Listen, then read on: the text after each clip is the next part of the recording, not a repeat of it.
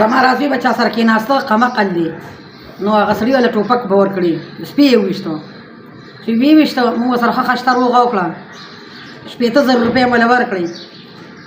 د هغې باوجود یې بیا زما دا زوی په 3 کسه راګیر کړی دی والی دی او مشران پکې شته 2 کسان پکې ګویان دي تر ما تاڼه لاس نه اچوي په خویندو میندو باندې لاس اوچتوي ما سره په خپله باندې وال ټکول کړو زوی رانه اوچت کړه د هغې باوجود د کور خواته زه والي بیا زمونږ په کور باندې راوختل دا تاڼه په ډډه ونه وړېده هغه مشران څه وایي هغه جرګې مشران چې کوم روغه چې وایي موږ یو ټیم هم نه رستو کېږو هغه ټیم ولاړو موږ به تاسو سره ولاړ ټوپک به رالو دوی پسې تاسو سره به ولاړ یو هغوی ته ستاسو دا خبر رسولی چې لکه او که نه کاکا راغلي وو که نه زه ته راغلي وو نه هغوی ورته دا خبره ونه کړه چې تا له مونږ په روغه کې پیسې درکړې اوس دا ولې هلک وښې وی وی ورته کاکا تاسو موږ ښه خشته روغه وکړو که د دې باوجود تاسو ولې ولګېدې موږ روغه نه کوو نو هغوی څه وایي بس هغوی وایي چې لکه بس تاڼه حاصل به کوو که نه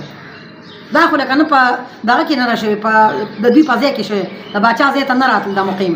دا د دوی په ځای کې شوې د دې خلکو دا روغه د دې تاسو الله باچا د نیموړی او بالامن کې اوس تاسو مطالبه ده بس زموږ دا مطابق دغه ده چې موږ لکه دا میډیا والا لکه دا خبره نشر کړي نشر کړي او لکه چې دا ټول تاڼه د مخلوقات یې ووري چې دا مسله حل کړي که نه تاسو وایئ چې دا مسله حل شي که نه لا دې حل نه شي دا توده معامله ده خو چې صرف دونه شي چې بیان وشي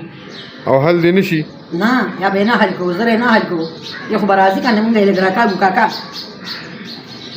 نه نو ولې تاسو چې بیا 1,500 روپۍ ورکړي نو دا هم د څه لپاره ورکړې 80,000 هم ورکړي 80,000 په 2 کسان 80,000 ورکړي دي ها خو لکه دې په مونږ ولګېدي کې 15 لک روپۍ دي شته چې لکه په یو بل به نه لګي خو دې په مونږ راولګي دا خو څومره وخت تلو او دغه له ټیک شو پوه شوم لکه ته وایې چې مونږ خو دوی سره روغه وکړه پیسې هم ورکړې د هغې باوجود هم زمونږ دا زوی ووښه نو اوس ورسره مونږ روغه نه کوو په 3 کسه دا څونه دي خو د څنګهانو په شان زامن دي دا ټیک ده یوازې زما زوی نه پردی ښځې وښي هر څه پکې شته دا غونډګان ما لپاره دلته دي راځي د دې غونډګانو به هم څه حل راوباسي هر چا ورځي پرانیستې تڼۍ په زنانه ورځي په دغه ورځي رشوتونه تېخلي موبایل یې تېخلي هره لوبه ده پکې